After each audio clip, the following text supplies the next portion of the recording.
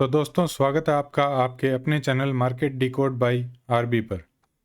तो आज हम बात करेंगे इस साल के पहले आईपीओ की, जो मंडे यानी 6 जनवरी को ओपन होने जा रहा है, जिसका नाम है स्टैंडर्ड ग्लास लाइनिंग आईपीओ।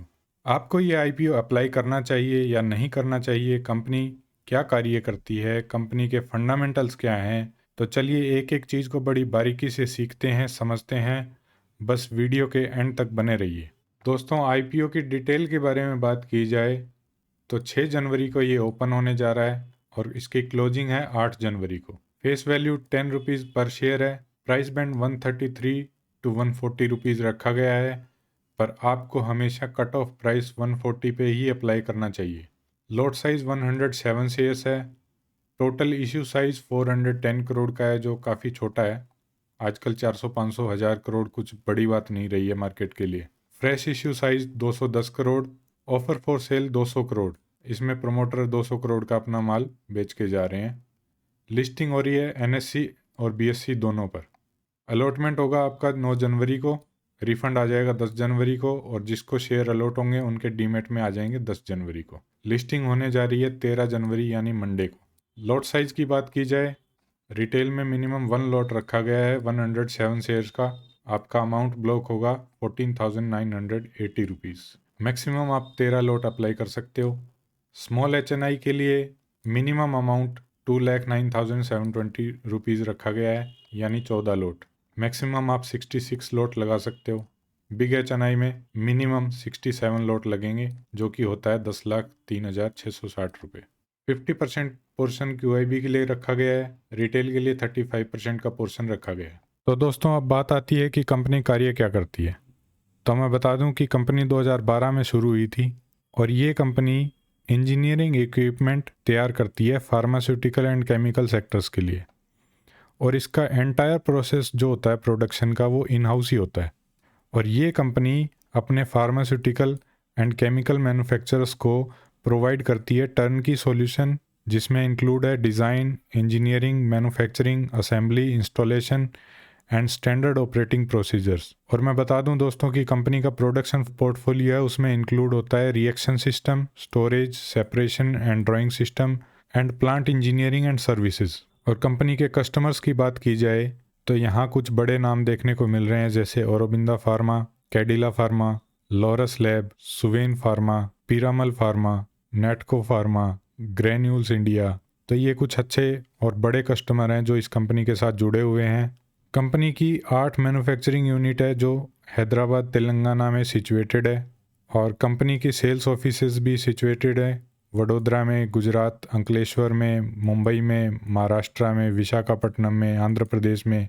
अब बात आती है कि कंपनी के फाइनेंशियल्स कैसे हैं। तो कंपनी ने अपने एसेट्स, रेवेन्यू और प्रॉफिट में काफ़ी कंसिस्टेंट ग्रोथ दिखाई है दोस्तों। जैसा कि आप स्क्रीन पर देख रहे हैं, 2022 में सिर्फ और सिर्फ 298 करोड़ थे, जो कि अब 2024 में ये 2 क्वार्टर का ही डेटा है दोस्तों। 2 क्वार्टर में ही एसेट्स जो हैं वो 756 करोड़ हो चुके हैं। रेवेन्यू की बात की जाए दोस्तों, तो रेवेन्यू 2022 में 241 करोड़ था, जो अब सिर्फ और सिर्फ 2 क्वार्टर में ही 312 करोड़ हो चुका है। और इसी के अकॉर्डिंग अब अगर हम एक्सपेक्ट करके चलें तो ये ईयर एंड तक 650 करोड़ के आसपास चला जाएगा। प्रॉफिट आफ्टर टैक्स की बात की जाए तो मार्च 2022 में सिर्फ और सिर्फ 25 करोड़ था, जो अब बढ़कर सिर्फ 2 क्वार्टर में ही 36 करोड़ हो चुका है। नेटवर्थ की बात की जाए तो ये अराउंड 70 करोड़ था, जो अब 447 करोड़ हो चुका है सिर्फ 2 क्वार्टर में। रिजर्व्स भी काफ़ी अच्छे तरह से ग्रोथ किया है दोस्तों।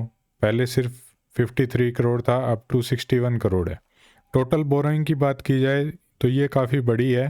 पहले अराउंड 70 करोड़ थी, 173 करोड़ हो चुकी है। पर आईपीओ के आने के बाद एक हिस्सा लोन रीपेमेंट के लिए यूज़ होगा, जो डेट को काफ़ी रिड्यूस कर देगा। अब बात आती है कि आरओई और आरओसी की। तो आरओई 20% के अराउंड आता है और आरओसी 25% के अराउंड आता है, जो काफ़ी अच्छा माना जाता है दोस्तों। पी रेशो की बात की जाए तो प्री आईपीओ में 43 है दोस्तों, और उसके बाद में जब आईपीओ लॉन्च हो जाएगा उसके बाद 38 के अराउंड आ जाएगा, जो कि ठीक ठाक है। इसका कंपैरिजन किया जाए इसकी पीयर कंपनी के साथ तो ये देखिए दोस्तों, इसका स्टैंडर्ड ग्लास लाइनिंग टेक्नोलॉजी का अराउंड पी रेशो 40 के अराउंड मान के चलिए आप कि आईपीओ आने के बाद 40 के अराउंड आ जाएगा, यहाँ पे 40 हो जाएगा, ठीक है। अब 40 के अराउंड हो गया तो इसके बाद GMM $4 का देखो 30 है, HLE ग्लास कोट का 56 है, थर्मैक्स का 81 है, प्राज का इंडस्ट्री का 52 है। तो ऑलमोस्ट इनके बराबर बराबर सा ही आ जाएगा, कुछ ज़्यादा खास फर्क है नहीं इसमें, पर कंपनी ठीक ठाक लगेगी। 40 PE में भी ज़्यादा कुछ नुकसान नहीं है इसमें। अब बात आती है दोस्तों कि कंपनी IPO क्यों लेकर आ रही है। तो मैं बता दूं दोस्तों कि अराउंड 80 करोड़ रुपीस इनके वर्किंग कैपिटल रिक्वायरमेंट है, जिससे ये मशीनरी वगैरह और इक्विपमेंट वगैरह खरीदेंगे, और 70 करोड़ के अराउंड इनका जो है वो डेट रिपेमेंट करेंगे, ये जो कर्जा है वो उतारना है इनको। और कैपेसिटी एक्सपेंशन के लिए 50 करोड़ रुपीस चाहिए, जिनसे ये अपना एक्सपेंशन करेंगे, ठीक है।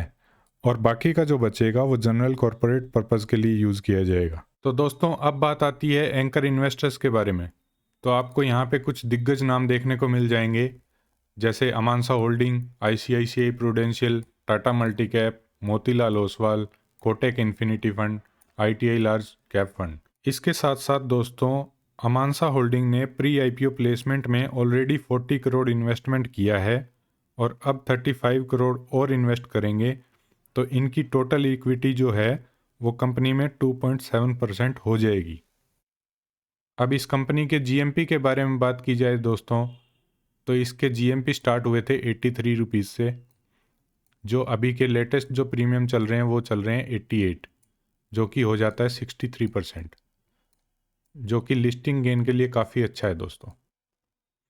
अगर आप एक लॉन्ग टर्म इन्वेस्टिंग के लिए या लिस्टिंग गेन के लिए इस IPO को देख रहे हैं तो ये IPO आपके लिए एक अच्छा ऑप्शन हो सकता है, लेकिन हमेशा अपने फाइनेंशियल एडवाइज़र की सलाह ज़रूर लें। दोस्तों अगर आपको ये एनालिसिस पसंद आई हो तो लाइक करें, अपने दोस्तों के साथ शेयर करें और मार्केट डिकोड बाय RB को सब्सक्राइब करें।